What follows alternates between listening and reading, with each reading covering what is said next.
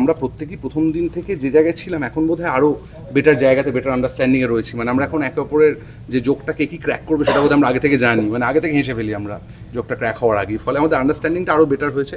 এবং কি হয়, যেটা একটু আগে আমাদের কনভারসেশনে উঠে আসছিল যে প্রোডাকশন হাউসের যারা কর্মী, যারা নিয়মিতভাবে যাদের সাথে কাজ করতে হয়, ডিল করতে হয়, তারা যদি প্রত্যেকে সমীর রাজাদা প্রত্যেকে যদি ফ্রেন্ডলি না হয়, তাহলে একটা ফ্রেন্ডলি অ্যাটমসফিয়ারে কাজ করা হয়ে ওঠে না। সেটা সম্ভব বলেই কিন্তু 200 এপিসোড সম্ভব এবং আমাদের একসাথে দাঁড়িয়ে থাকা সম্ভব। আমার সিঁদুর আজ তুমি রঙলিকে পরিয়ে দাও অগ্নিদেব, রঙলিও যে মা হতে চলেছে।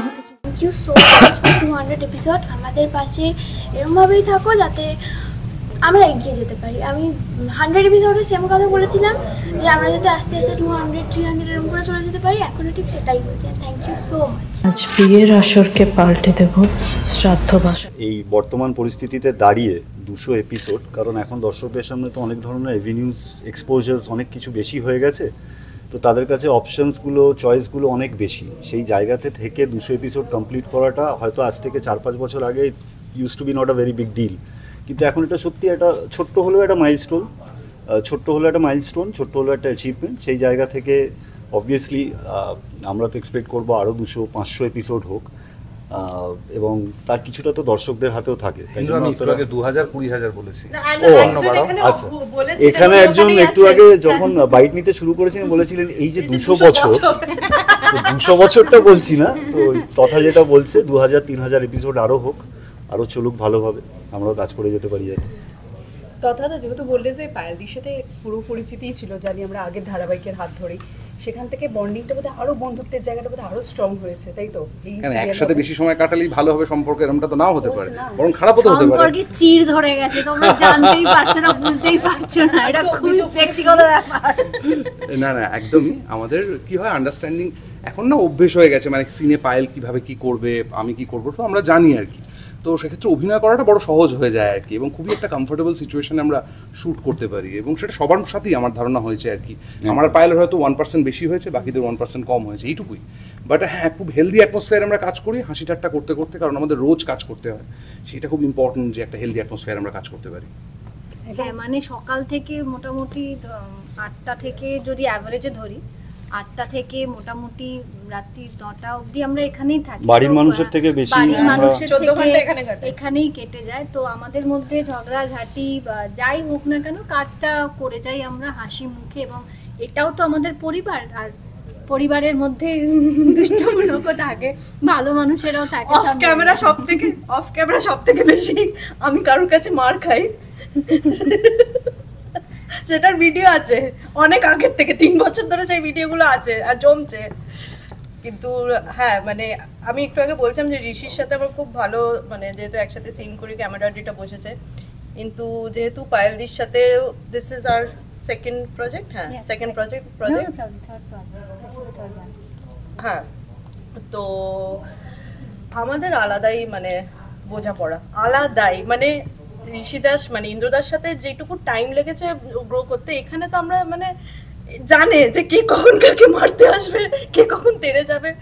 সো হ্যাঁ, খুবই ভালো ব্যাপারটা। এবং একটা ব্যাপার না বললেই নয় যে এখানকার ডিরেক্টোরিয়াল টিম, কিরণ, বুবাই, কমল, এরা প্রত্যেকেই যে হেলদি অ্যাটমসফিয়ার, যে বন্ধুত্বপূর্ণ অ্যাটমসফিয়ারের মধ্যে দিয়ে রোজকার প্রসেসটা, কারুর মাথা গরম, কোনো অভিনেতার মুড অফ, কোনো অভিনেতার দেরি হয়ে যাচ্ছে কিংবা সে বিরক্ত, সেই পালসটা বুঝে তাকে সেভাবে ট্রিট করে রেগুলার তাদেরকে হ্যান্ডেল করা, সেইটা একটা কমান্ডেবল জব। এবং ওদের প্রতি সত্যিই কৃতজ্ঞ আমরা প্রত্যেকে, আমার বিশ্বাস, যারা একদম এক সিনের পাঠ করতে আসেন এবং যারা রেগুলার করেন, তারা প্রত্যেকেই বোধহয় সেই কমফর্ট জোনটা পান বলে এটা সম্ভব হয়েছে। আমি তো আমার ক্ষেত্রে যেহেতু মানে সবাই আসে যায়, এদিক ওদিক করছে, সব কিছুই করছে, এবার আমি অলমোস্ট এখানে সারাক্ষণই থাকছি। এবার শুধু ডিরেক্টোরিয়াল টিম না, গোটা ইউনিটকে আমার এই আর্টিস্টের তরফ থেকে গোটা ইউনিটের কাছে মানে কুর্নিশ, মানে ওরা না থাকলে technicians, directorial team, creative team, production, everybody, ওরা না থাকলে 200 কেন, আমরা বোধহয় 100টাও পেরোতে পারতাম না। সো ওদের জন্য মানে অনেক অনেক ভালোবাসা, অনেক ধন্যবাদ, অনেক কৃতজ্ঞ। আর আমার অডিয়েন্স তো ডেফিনেটলি, যারা এত দিন ধরে আমাদের প্রত্যেকটা চরিত্রকে এত ভালোবাসা দিয়েছে, এত সম্মান দিয়েছে, ওকে ঘেন্না করেছে, এটা ওর অ্যাচিভমেন্ট।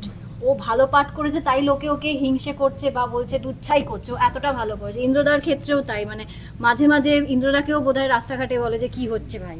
তো this is like an achievement. আর আমাদের এত ভালোবাসা দেওয়ার জন্য, এত স্নেহ দেওয়ার জন্য আমার অডিয়েন্সকে অনেক ধন্যবাদ। একটা কথা যেটা পায়েলদি বললো, কথাটা বললো, অ্যান্ড ইন্দ্রদা একটু আগেই বলছিল আমাদের আগের ইন্টারভিউগুলোতে, আমি না বলে সত্যি পারছি না, আমি একদিন ভীষণ অসুস্থ হয়ে যাই, ভীষণ। আমি সেই দিনটা আমার পুরো unit, and by unit I mean every technician, every person from the production, আর আমাদের আর্টিস্টরা তো সবাই, সেদিন ওনারা আমার জন্য যা যা করেছেন, যেভাবে আমার পাশে দাঁড়িয়েছেন, আমরা না দাঁড়ালে তুমি পড়ে যেতে। হ্যাঁ, actually I have no words, মানে I will forever be indebted to this production house, to every technician who was there on the floor that day, so thank you. এইটুকুতে ভয় পেয়ে গেলে মা? এখন অনেক কিছু দেখার বাকি আছে, অনেক কিছু শোনার বাকি আছে। প্রত্যেক সপ্তাহে নতুন নতুন মোড়। এখন যে প্রোমোটা গেছে তাতে মহা এপিসোডে আপনারা প্রত্যেকে দেখেছেন যে রংলি নেই আমাদের মধ্যে, কিন্তু কোথাও গিয়ে না আলোর মধ্যে একটা ভয় চলে এসছে যে তার অগ্নিদেবের জীবনে কি রংলি রয়ে গেল, এবার কি সেই থাকবে, এই একটা ভয়, এই একটা কুণ্ঠা। তার উপরে মেহুলির যা যা হচ্ছে ওর সাথে, ওই একটা আরেকটা মোড় আসছে যেখানে আলো হয়তো আবার নিজেকে ভাঙবে, বলবে না মেহুলিকে বাড়িতে নিয়ে আসি। সবটা মিলিয়ে মিশিয়ে আলোর জীবনে যে ঝড়, বিভিন্ন ধরনের বাধা বিপত্তি, সেগুলো আবার আসতে চলেছে, আবার কিভাবে অতিক্রম করবে সেই নিয়ে আমাদের আগামী পথ চলা। আর এই পথ চলায় যাতে দর্শকেরা সাথে থাকেন, কি বলতে চাইবে তাদের জন্য? তোরা তো বলতে পারবো না, প্রত্যেকেই দেখেন, আপনারা যারা আমাদের সিরিয়ালকে কোন শ্যালো স্বপ্ন নিয়ে এত দিন ধরে দেখে এসেছেন, এত মাস ধরে আমাদের পাশে আছেন, আগামী দিনগুলো আমাদের পাশে এইভাবে থাকবেন, এইভাবে আশীর্বাদ করবেন, ভালোবাসবেন। আপনারা ছাড়া আমাদের কোনো ভ্যালু নেই, সো প্লিজ দেখবেন। বলিউডের latest update, gossip and entertainment পেতে সাবস্ক্রাইব করুন শুধুমাত্র সিটি সিনেমা, আর ফলো করুন সিটি সিনেমার Instagram, Facebook, Twitter and share chat page.